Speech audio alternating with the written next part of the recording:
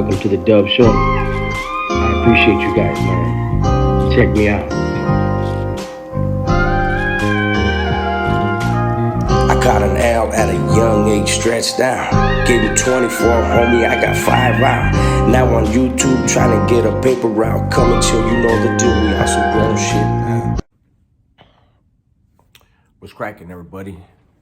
New video. So, the last couple lives, you guys have noticed I haven't been drinking.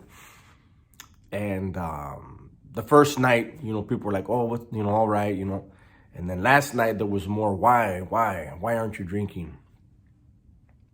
And then my homeboy, he said, hey, homie, you okay? It looks like, there's something going on. And, I said, there's some stuff going on. Just so you guys know, a few days ago, I found something out, something happened, really.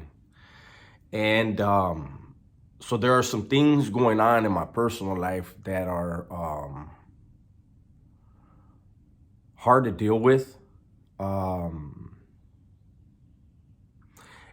Probably I don't want to get into the details of what it is. I would never do that. But here's the thing. I did a program in prison, and it talked about how when we start to develop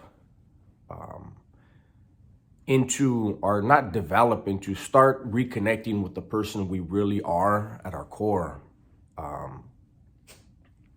and we develop these new tools, and we become the new us, which is really the original us.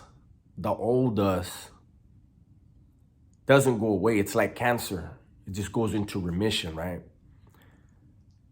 The old me is on my shoulder all the time, whispering in my ear. And these last couple of days, he's been pretty loud in my ear. And I've been using all my tools, right? Because the old me wants me to be angry, wants me to be mad, wants me to lash out. That's why I took those drives around town, through my neighborhood and through the east side, and because me being caught in my own head, having the old me whisper in my ear, it was all ugly. I live in the most beautiful city in the world. So I made sure I got in my car. You guys saw I took my dog with me. And I made sure to drive around and look at the ocean. To look at, so when, and when people were saying how, oh, those neighborhoods look good, that made me feel better. Driving around where my old stomping grounds, where there used to be gangbangers everywhere and dope fiends everywhere and heroin houses. Now I see smiling kids and, smiling couples and just beauty. And I needed that. But I'll tell you a couple of strange things, kind of scary. I had a doctor's appointment yesterday. And, this thing that's going on is it's like the ocean. There's ebb and flow. I think about it and I'm like, damn, man. Then, it goes away for a minute. The problem doesn't go away, but, it subsides a little bit.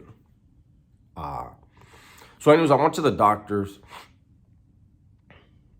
and I sat in the waiting room. And once I went back there, and then we're doing a blood draw.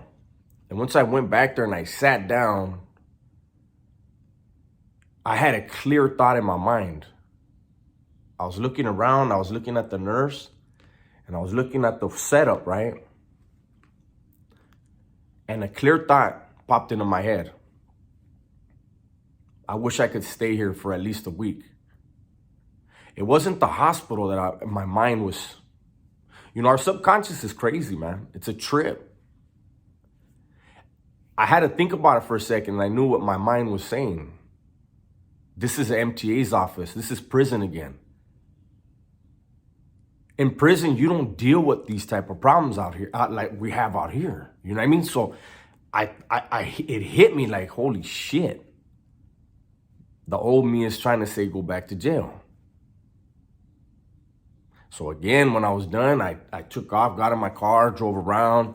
I talked to one of my homeboys for over an hour yesterday when I was driving around, and that was a good thing. And later in the day, I called another homie of mine, an ex-lifer. Nobody knows what lifers go through out here but another lifer. And our similarities, it's crazy. And this is somebody I'm extremely close to, right? And he did 29 years for double homicide. And he's experiencing things right now. It's like we're both going through things that are very parallel. I didn't go into my issue with him, but he told me his, and I was like, wow. And I told him about the doctor's office. And he said, you know what, homie? He goes, trip out on this. He said, here at my pad, we have an extra room. He goes, it's a small room and it's upstairs. He goes, and whenever I'm going through something, I go and sit in that room. He said, and my wife asked me, why do you sit in that room? He said, and I told her, it's the closest thing I have to a prison cell. That kind of blew me away because I've never thought about that.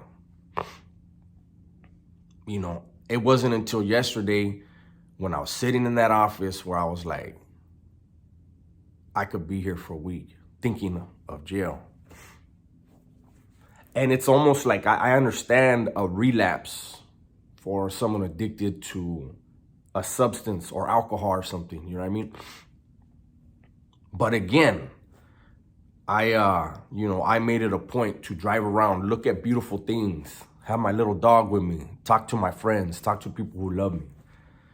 So I know this isn't the type of video for everybody. Lately, most of my videos aren't, apparently. But I know from the messages that I get, the DMs that I get, there are a lot of people who struggle with addiction who watch my channel. And hopefully the way that I was able to deal and have been dealing with and will continue to deal with whatever it is going on in my life, hopefully that would maybe become an option for you. Maybe you could put that in your toolbox of things to remain sober, remain sane, find happiness. Whenever we go through a storm, the storm don't last forever. You know what I'm saying? It's always the worst thing in the world when we're in the middle of it. But it always passes. We just got to have enough strength to weather it. You know what I'm saying? So maybe I'll do another video today.